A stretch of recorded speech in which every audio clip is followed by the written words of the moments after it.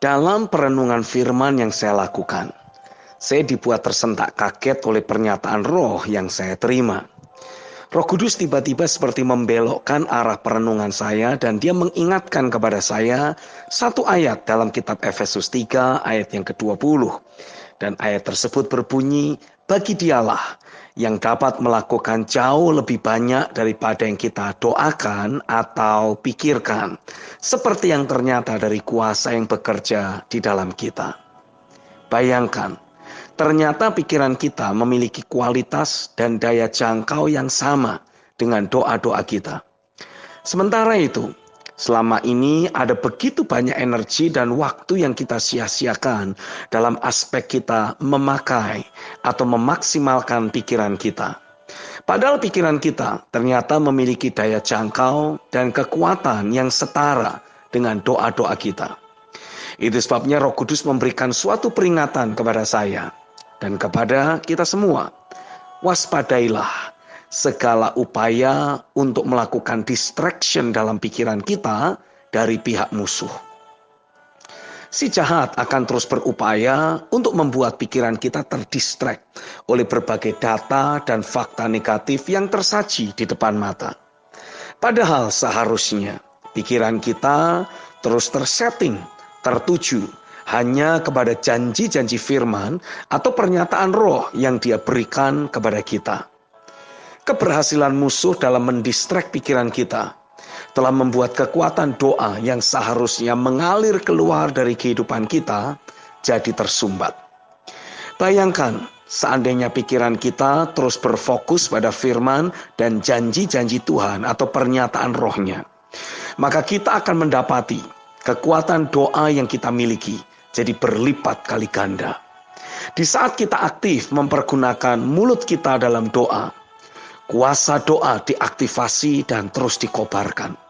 Dan ketika kita berhenti berdoa, pikiran kita bisa disetting untuk secara aktif ditujukan mengimajinasikan penggenapan janji-janji atau firman Tuhan yang kita terima melalui doa-doa kita. Yang pertama, pastikan kita tidak termakan oleh tipu daya musuh. Teruslah mendisiplin diri untuk selalu mengarahkan atau men-setting pikiran kita hanya kepada firman dan janji-janjinya. Musuh akan terus berdaya upaya dengan segala kekuatan yang kita miliki untuk membuat pikiran kita jadi tertuju kepada data dan fakta negatif. Tapi percayalah, makin pikiran kita tertuju kepada data dan fakta negatif, makin merosot kekuatan doa yang kita miliki. Tapi di saat kita terus menguatkan hati untuk memastikan pikiran kita selalu tertuju kepada firman dan janji-janji Tuhan, kekuatan doa yang kita miliki akan jadi cukup kuat untuk menjungkir balikkan semua rencana dan rancangan jahat yang iblis sedang arahkan kepada kita. Yang kedua, teruslah menjagai posisi kebenaran, damai sejahtera dan sukacita yang berasal dari pekerjaan rohnya di dalam hidup kita. Hal kerajaan sorga lebih berbicara tentang kebenaran atau the right standing before God.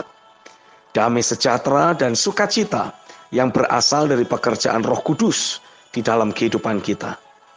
Selama pikiran kita terus tertuju kepada kebenaran firman, sehingga kita pun terus memiliki akses ilahi untuk berkata-kata di hadapan Bapa, mengaktifasi kuasa doa.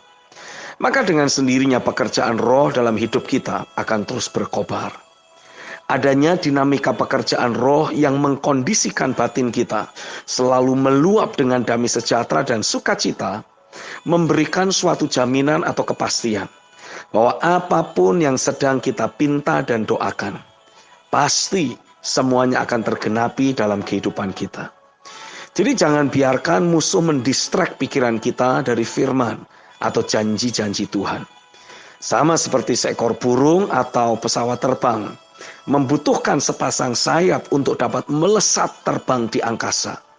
Demikian pula kita membutuhkan pikiran dan perkataan mulut kita dalam melepaskan kuasa doa.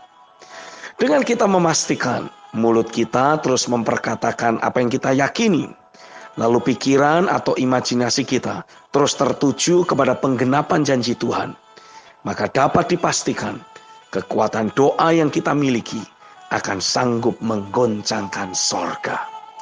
Amin.